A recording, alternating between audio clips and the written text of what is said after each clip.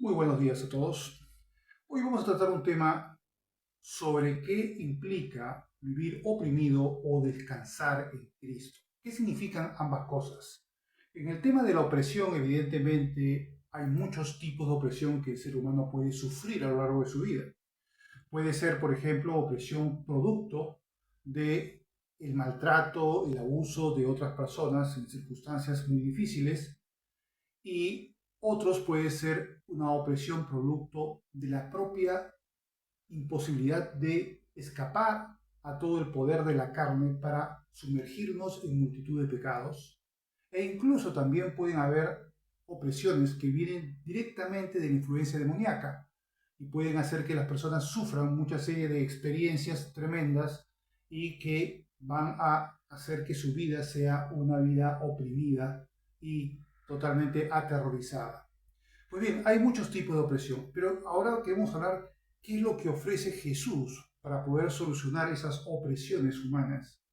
¿Cuál es ese descanso de Jesús, ese descanso de Cristo?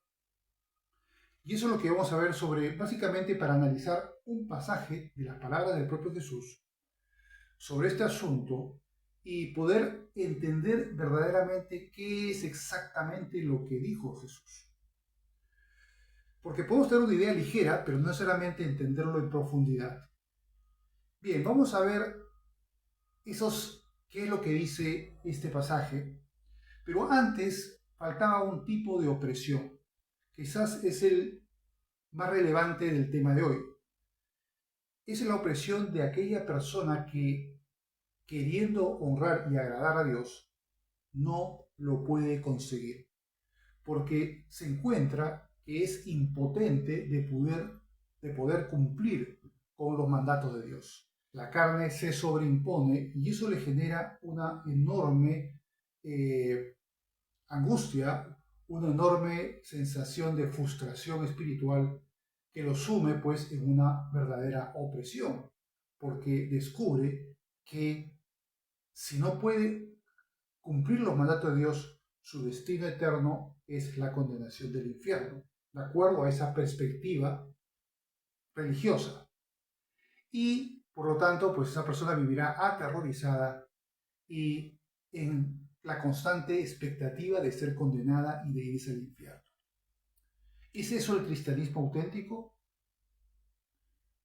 Ya veremos en un segundo mensaje cómo el legalismo va en esa dirección y constituye un tipo de evangelio que no es el verdadero evangelio de Jesucristo y que lo que hace es justamente pretender de que todo creyente debe cumplir un recetario para poder ser salvo. Aquí no hay justificación por la causa de la fe en Jesús, sino simplemente una salvación por obras.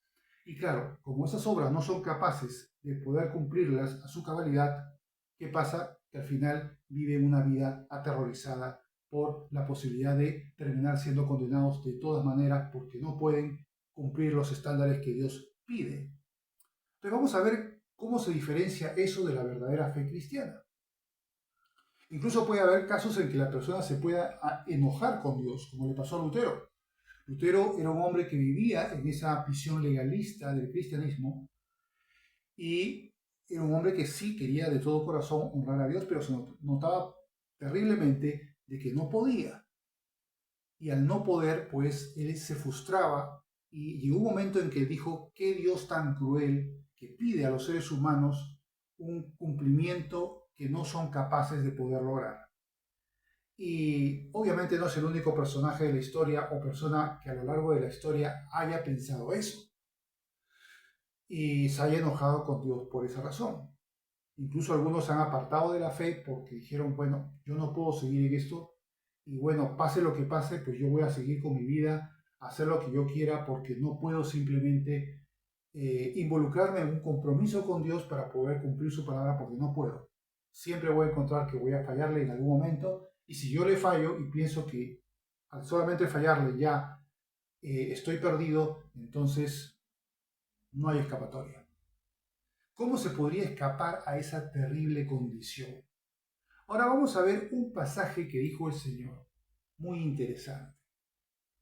Y vamos a analizar este pasaje, pero lo entenderemos al final previo recorrido por otros pasajes para poder ver todas las aristas de lo que quiso decir Jesús en estas palabras. Dijo, venid a mí todos los que estáis trabajados y cargados. Estoy hablando de Mateo 11, del 28 al 30. Repito, venid a mí todos los que estáis trabajados y cargados, y yo os haré descansar. Llevad mi yugo sobre vosotros y aprended de mí, que soy manso y humilde de corazón, y hallaréis descanso para vuestras almas, porque mi yugo es fácil y ligera mi carga. Aquí Jesús no solo está hablando unas palabras curiosas e interesantes. Lo que está haciendo Jesús es darnos la clave esencial de lo que consiste la fe cristiana genuina y nos distingue de lo que no es la genuina fe en Cristo. Por lo tanto, esto va a ser muy importante que los cristianos entendamos perfectamente. ¿Por qué es importante que los cristianos entendamos perfectamente esto?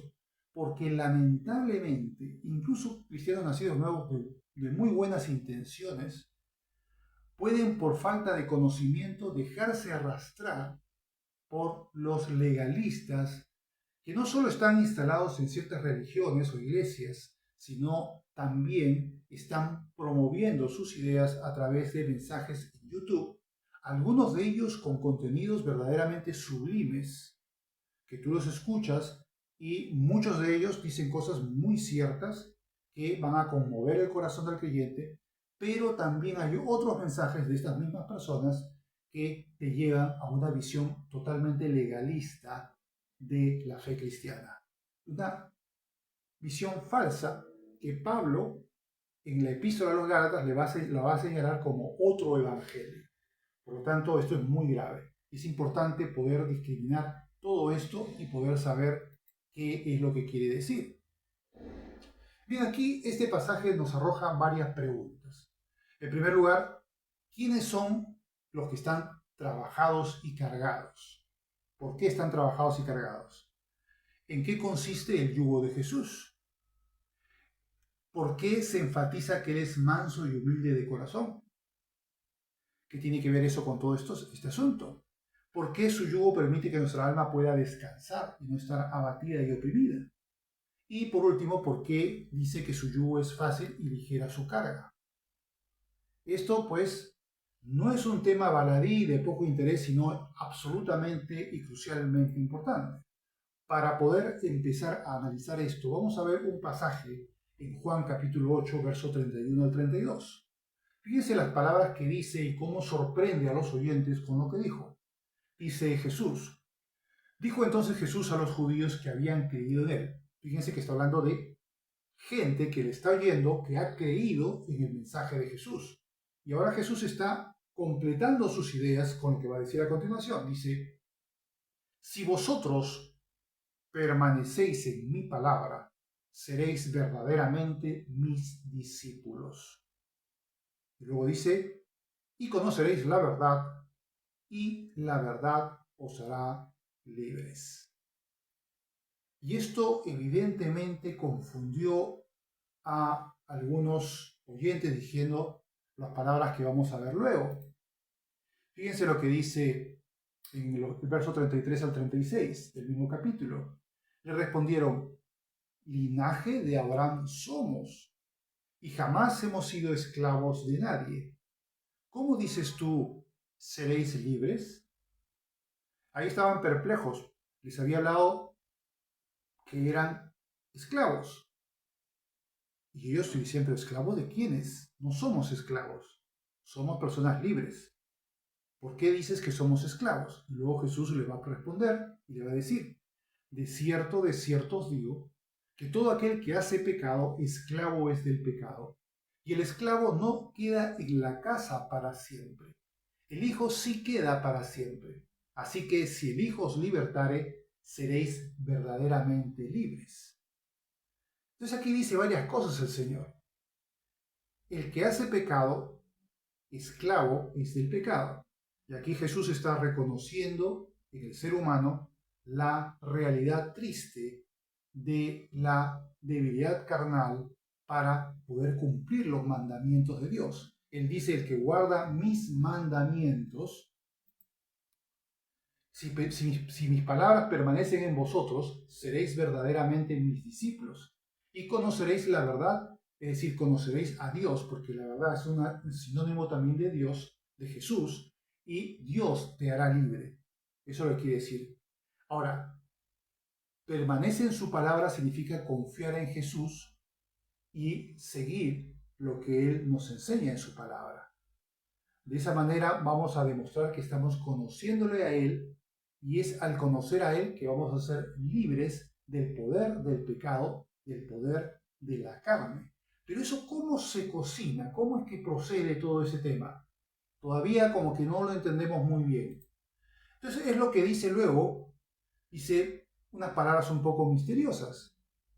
Voy a repetir todo el pasaje para no perdernos fuera de contexto. Dice, repito, de cierto os digo que todo aquel que hace pecado es esclavo del pecado. Eso lo entendemos perfectamente. Luego dice, y el esclavo no queda en la casa para siempre, no permanece.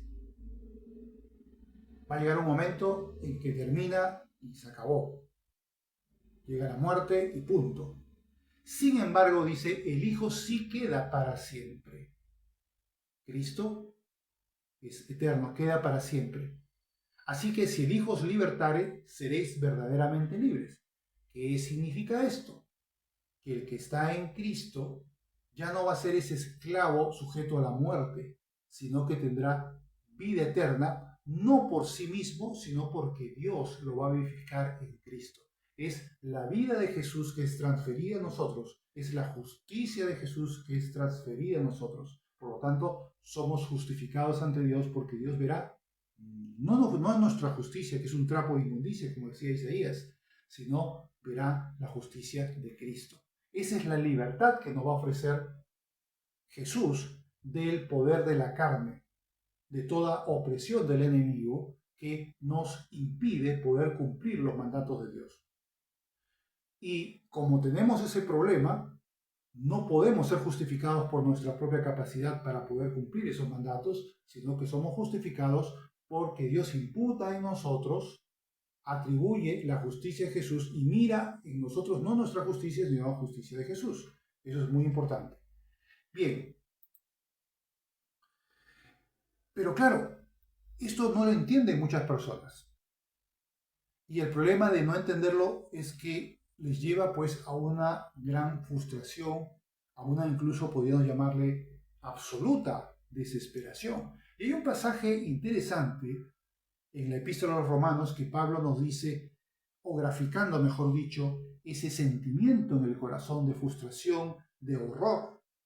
Y está en el capítulo 7, verso del 21 al 24. Todo el capítulo 7 habla justamente de esa imposibilidad de la carne para cumplir la ley de Dios. Pero fíjense cómo remata todo el capítulo 7, aunque falta un verso, pero ya lo veremos en el siguiente verso, pero ya terminando el capítulo remata de esta manera cómo el ser humano puede sentirse tan frustrado por esto. Fíjense lo que dice. Así que queriendo yo hacer el bien, fíjense, queriendo yo hacer el bien. No es una persona impía, incrédula, no estamos hablando de alguien que está en el mundo y que no le importa pecar, no importa que él esté oprimido por Satanás, pero él con el síndrome del esclavo feliz, él se siente que está muy bien porque le parece muy divertido y disfruta. Eso por un tiempo, por supuesto, hasta que un buen día descubra que todo eso le está arruinando. Pero estamos hablando aquí de personas que son creyentes. Él quiere hacer el bien. Luego dice, hallo esta ley, que el mal está en mí, porque según el hombre interior, me deleito en la ley de Dios. Yo quiero cumplirla. Me parece agradable cumplirla. Pero veo otra ley en mis miembros, dice, que se revela contra la ley de mi mente. Estamos hablando de la carne, el poder de la carne. Y que me lleva cautivo a la ley del pecado que está en mis miembros. y luego sentencia diciendo, miserable de mí, ¿quién me librará de este cuerpo de muerte? Fíjense lo que dice al final. Está haciendo una ilustración de esa tortura romana que consistía que en algunos presos les ataban el cadáver de una persona. Imagínate estar atado a un cadáver, se está descomponiendo y tú estás atado a ese cadáver. Es algo terrible, ¿no verdad? Pues aquí Pablo nos dice que esta sensación de frustración es algo tan terrible como eso.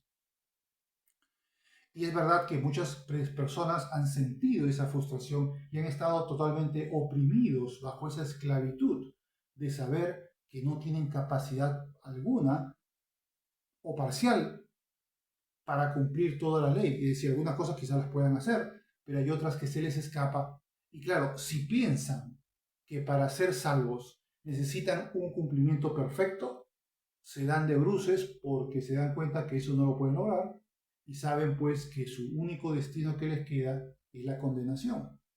Y viven pues de una manera muy desagradable y aterrorizada. Por supuesto, eso no es lo que Dios quiere para nosotros, ni es lo que Dios ha destinado como cristianismo auténtico. Entonces vamos a ver otro pasaje que es el siguiente. Después de lo que dice Pablo esto, fíjense que va a decir algo sorprendente. Estamos hablando del verso 25, el último verso del capítulo 7. Dice lo siguiente. Gracias doy a Dios por Jesucristo nuestro Señor. Así que yo mismo con la mente sirvo a Dios, mas con la carne a la ley del pecado. Yo diría, ¿pero qué está diciendo aquí Pablo? ¿No es esto algo contradictorio? ¿No se trata de dos servicios totalmente incompatibles? ¿Cómo? ¿Es que yo puedo servir a Dios con mi mente y al pecado, a la carne practicando el pecado? ¿Qué está diciendo aquí? No pretende Pablo señalar que hay dos vías en las cuales se puede servir a Dios con la mente y al pecado con la carne. No pretende decir eso. Está hablando de que hay dos naturalezas. Es lo que estaba diciendo en el verso anterior que acabamos de leer. Que haya una ley en sus miembros, la ley de la carne, que le lleva al pecado. Pero tiene también la ley del espíritu, porque él es creyente, genuino, y él quiere verdaderamente cumplir con Dios y se deleita en la ley de Dios, pero no ha entendido todavía lo esencial, que es que él va a depender, va a tener que poder descansar en Jesús, asumiendo que no es su justicia la que lo justifica, sino la justicia de Cristo. Y eso es lo que vamos a ver enseguida en el siguiente verso. Por lo tanto, está hablando Pablo de que se puede decir que hay que servir de dos maneras. Yo puedo pecar con la carne y al mismo tiempo ir a la iglesia, ponerme a alabar y ser muy piadoso ante los demás hermanos y aparentar ser un hombre que cumple con los propósitos de Dios y su voluntad. No, no está diciendo eso. Está diciendo básicamente lo mismo que dijo el propio Jesucristo cuando estaba en el huerto de Getsemaní. ¿Recuerdan? Cuando les dijo, ¿no habéis podido velar ni una hora? Le dijo, orad para que no entréis en tentación. Y este pasaje lo vamos a ver al final. Orad para que no entréis en tentación, porque el espíritu, la verdad, está dispuesto, mas la carne es débil. O sea, está señalando que esa realidad existe. Y hasta el mismo Jesús, fíjense, estaba hablando que él mismo sentía el embate de la propia debilidad carnal, porque era un ser humano. Y mientras seamos seres humanos, estamos todavía bajo ese influjo. Pero claro, luego dijo, hay una clave para obtener el poder, y esa era la oración, que eso lo veremos también al final. Pero bueno, esto es para poder comparar ese pasaje con este pasaje y ver que no está hablando un disparate Pablo, sino que está hablando algo que Jesús mismo ya lo señaló en el pasaje que acabo de mencionar.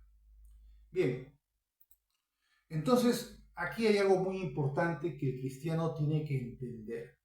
Y lo voy a leer tal como lo he puesto en el blog. Dice, el que está en Cristo es declarado justo ante Dios. No porque haya alcanzado la perfección moral y ya no pueda pecar. No, no es por eso. Sino porque ahora Dios imputa la justicia de Cristo en el creyente y por ello ya no depende de su propia perfección moral, que nosotros no podemos alcanzar para ser aprobados por Dios. Pues si Dios nos aprobara de esa manera, por nuestra perfección moral, entonces, ¿para qué vino Jesucristo? No hubiese sido necesario que Él viniera, que se encarnara y que muriera en la cruz. Fíjense lo que dice Romanos 8:1. Ahora pues, ninguna condenación hay para los que están en Cristo Jesús, los que no andan conforme a la carne, sino conforme al Espíritu. Aquí pues está diciendo, no te preocupes, no va a haber condenación si tú estás en Cristo Jesús. Y ahora dice una cosa un poco misteriosa, un poco como que difícil de entender. Aquí habla de dos cosas que vamos ahora a analizar. ¿A qué se refiere Pablo cuando dice andan conforme a la carne? ¿Y a qué se refiere Pablo cuando dice andan conforme al Espíritu? Eso también es muy importante poder entenderlo bien. Vamos a ver primero qué significa andar conforme a la carne. Eso significa que la persona depende de la confianza en su propia justicia, en su propia capacidad para cumplir los mandatos de Dios. Y eso es una falacia. ¿Se acuerdan lo que yo decía? Que era lo que decía Pelagio en el principios del siglo V, que eso era posible. Pues no, no era posible. Y por eso fue que en dos concilios fue prohibido como herejía esa idea, porque la Biblia lo desmiente categóricamente. No es posible. Necesitamos de la gracia de Dios por la fe en Cristo Jesús. Y fíjense lo que dice Gálatas 5:4. De Cristo os desligasteis, los que por la ley os justificáis, de la gracia habéis caído. Qué tremendo lo que está diciendo aquí Pablo.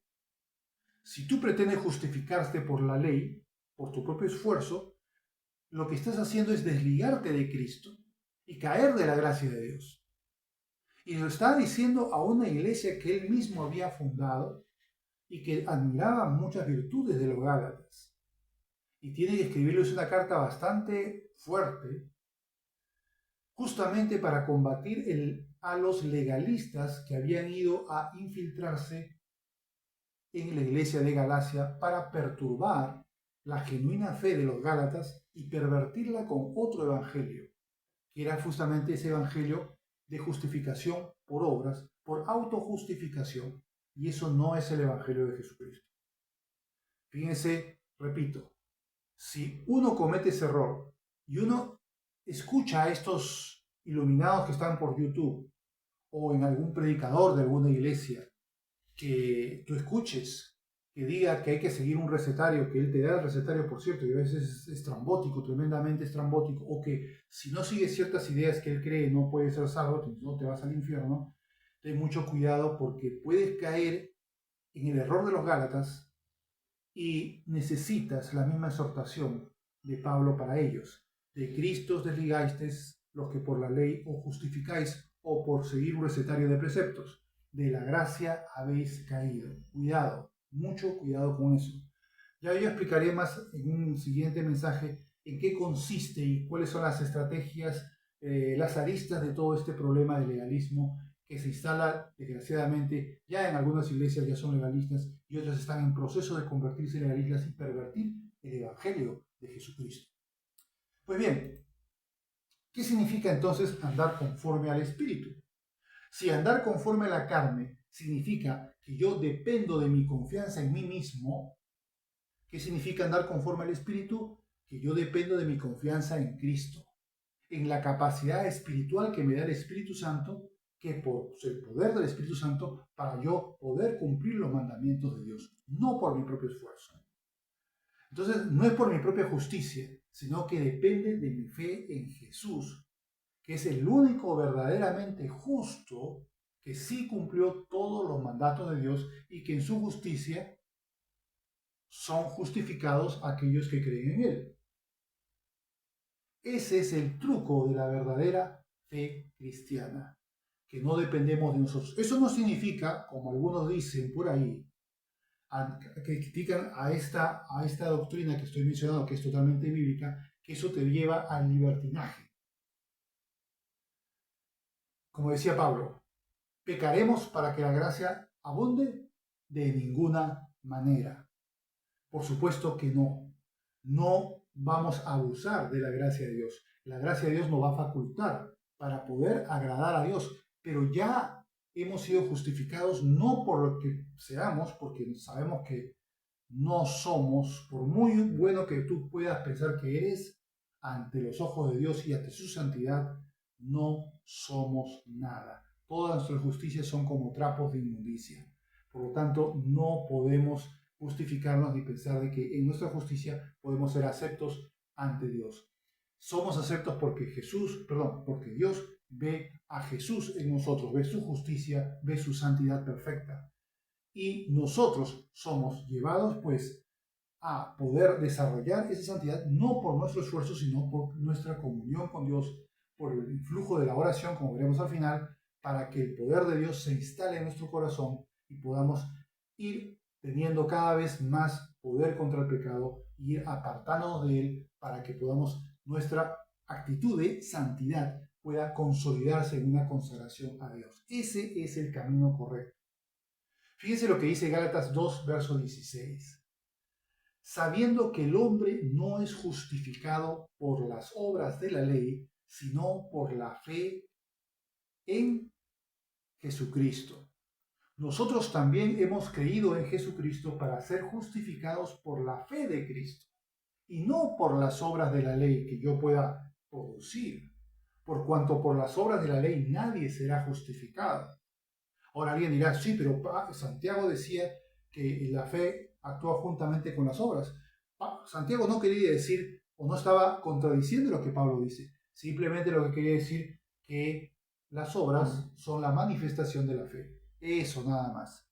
Y obviamente si tú dices que tienes fe pero no tienes obras, evidentemente algo está muy mal. Probablemente esa fe no sea genuina, no haya nacido de nuevo la persona y por lo tanto es por eso que no produce obras. Por lo tanto, mucho cuidado con eso. Bien, vamos a continuar entonces para poder ahora seguir entendiendo esto.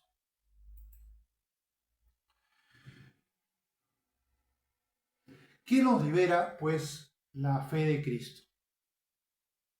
Nos libera de ese yugo, de esa impotencia que nos oprime, que nos hace ser trabajados y cargados, porque estamos basándonos en nuestro propio esfuerzo. En cambio, cuando somos aprobados por la justicia de Cristo y ya no dependemos de vivir aterrorizados, de perdernos por causa de una caída, como los legalistas enseñan, entonces ahora es el actuar de la regeneración que produce el Espíritu Santo y no nuestra propia capacidad lo que nos transforma hacia una vida que agrada a Dios. Ese es el proceso que debe suceder. Vamos a ver lo que dice Pablo en Romanos 8, 2 al 4, es decir, los versos siguientes. Leemos lo último del capítulo 7, leímos también el primer verso del capítulo 8 y ahora vamos a ver el 2 al 4. Fíjense lo que dice, aquí lo remata Pablo, dice: porque la ley del Espíritu de vida en Cristo Jesús me ha librado de la ley del pecado. ¿Se dan cuenta? La ley del Espíritu me libra de esa ley del pecado que yo en el capítulo 7 decía que era algo terrible. ¿Se acuerdan? Y dice del pecado y de la muerte. Porque lo que era imposible para la ley, por cuanto era débil por la carne, Dios enviando a su Hijo en semejanza de carne de pecado, y a causa del pecado, condenó al pecado en la carne, para que la justicia de la ley se cumpliese en nosotros, que no andamos conforme a la carne, sino conforme al Espíritu. A ver, vamos a tratar de entenderlo bien lo que está diciendo aquí. La primera parte yo creo que se entiende muy bien. Dice, la ley del Espíritu de vida en Cristo Jesús me ha librado de la ley del pecado y de la muerte. Es una liberación. Es un nuevo yugo totalmente agradable y fácil porque ya no depende de nosotros. Porque lo que era imposible para la ley por cuanto era débil por la carne, Dios, enviando a su Hijo, quien era perfecto y justo en semejanza de carne de pecado, como si fuera un pecador, pero no era pecador, Él muere por nosotros. Y a causa del pecado condenó al pecado en la carne, es decir, que ya no pagamos nosotros nosotros tendríamos que pagar con la muerte nuestra pecaminosidad. Y no solamente hablamos de la muerte física, sino de la muerte espiritual, la eterna separación con Dios. Pero viene Jesús, el que es justo, y Él muere por nosotros. Es por un momento abandonado por Dios por causa del pecado que va a haber en Jesús. Pero luego Él resucita en gloria y Él ahora ya ha cumplido la ley de Dios, ha cumplido la justicia de Dios que nos correspondía haber pagado a nosotros. Él paga el precio para que la justicia de la ley se cumpliese en nosotros, porque Él sí cumplió toda la ley, y sin embargo, siendo cumplidor de toda la ley, Él paga por nosotros. Él era el único que estaba fuera de la cárcel. Imaginemos una cárcel inmensa, todo lo que tenía está metido adentro, y solamente alguien puede abrir desde fuera. Ese es Jesús, el único que está fuera para que nosotros podamos salir de la cárcel. Había tener un justo que pudiese morir por nosotros, cumplir la justicia de Dios y que nos diera la exoneración de la condenación. Eso fue lo que hizo Jesús. Y luego al final dice que no andamos conforme a la carne, es decir, en la dependencia de nuestra propia justicia, sino conforme al Espíritu, porque ya hemos recibido a Jesús y ahora Dios ve la justicia de Jesús en nosotros. Esa es la clave. Aquí ya Pablo lo está completando totalmente lo que hemos dicho y ha repetido más de una vez. Ahora sí, ya visto esto, vamos viendo pues nuevamente ese pasaje que vimos al principio y vamos a tratar de entenderlo a la perfección. ¿Qué es lo que decía pues Mateo 11, verso 28 al 30? Dice, venid a mí todos los que estáis trabajados y cargados. Aquí ya está diciendo claramente que está hablando de la gente que vive en opresión. Y podemos decir que es todo tipo de opresión. Opresión demoníaca, de opresión de la carne, cualquier tipo de opresión. Pero principalmente de aquella opresión que se manifiesta en aquellas personas que equivocadamente, porque todavía no han entendido lo que es verdaderamente la fe en Cristo, creen que tienen que seguir un recetario y por su propio esfuerzo cumplir con la justicia de Dios. Y eso les lleva a estar trabajados y cargados, abatidos, oprimidos. Y dice Jesús, y yo os haré descansar. Porque Él vino justamente para morir por nosotros y darnos su justicia. Aquellos que le recibimos en nuestro corazón y que confiamos en Él. Entonces, esa es la forma en que Jesús nos hace descansar. Ya no tenemos que vivir agobiados, trabajados y cargados. Dice, llevad mi yugo sobre vosotros. ¿Cuál es el yugo? Es su justificación. Ese es el yugo que vamos a llevar a partir de ahora los que creemos en Jesús. Llevamos el yugo fácil y ligero de Jesús, que es la justificación que Él ganó para nosotros. No depende de nosotros. Dice, y aprended de mí que soy manso y humilde de corazón. ¿Por qué dice eso?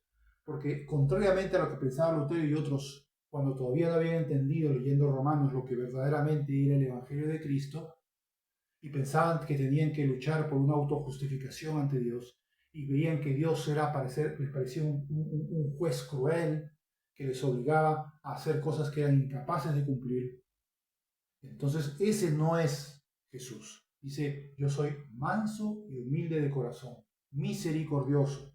Yo comprendo que tú eres una persona débil, propensa al pecado. Cree en mí, yo te daré el poder a través del Espíritu Santo, la regeneración del Espíritu, y tú tendrás que hacer ciertas cosas que vamos a ver al final, que lo hemos visto también antes, para poder recibir ese poder contra el pecado, contra la ley de la carne. Luego dice, y hallaréis descanso para vuestras almas. Evidentemente, si yo ya estoy en el yugo de Jesús, ya no dependo de mi justicia sino de Cristo, hay un descanso, hay un enorme alivio en mi corazón. Porque mi yugo es fácil y ligera mi carga.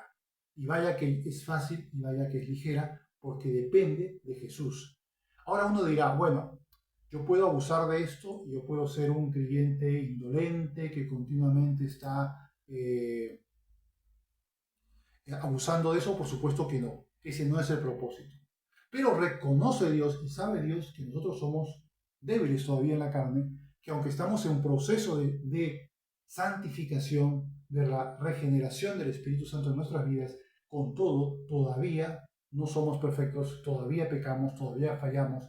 Y es algo importante de poder reconocer también. El creyente tiene que ser humilde de espíritu para reconocer que él todavía tiene fallos y por lo tanto todavía comete pecados. ¿Y qué dice el Señor al respecto? ¿Que nos va a dar con un palazo, con una vara? No, Él dice, ¿qué dice 1 Juan capítulo 2, verso 1? Dice, hijitos míos, estas cosas os escribo para que no pequéis. Está diciendo, yo espero que no pequéis. Yo os escribo esto para que no pequen. No está diciendo, miren chicos, pueden pecar, no pasa nada, que Dios le va a perdonar todo. No, no. Está diciendo, yo lo escribo para que no pequéis. Pero dice, y si alguno hubiere pecado, abogado tenemos para con el Padre a Jesucristo el justo. ¿Ven? Ese manso y humilde de corazón que, comprendiendo nuestra debilidad, porque Él fue hombre, como dice el libro de Hebreos, porque es un sumo sacerdote que conoce la debilidad humana porque ha vivido en la carne y por eso tiene el corazón dispuesto para socorrernos en su misericordia y perdonarnos en su misericordia, pero también hay que ir a Jesús por su perdón, ¿no? Dice, tenemos un abogado para con el Padre, a Jesucristo el justo. Por lo tanto, confesar nuestros pecados a Dios y contando pues con Jesús mismo como nuestro abogado para interceder por nosotros y llevarnos al perdón de Dios. Eso es lo que vemos, pues, que está corroborando lo que decía Jesús cuando dijo, soy manso y humilde de corazón.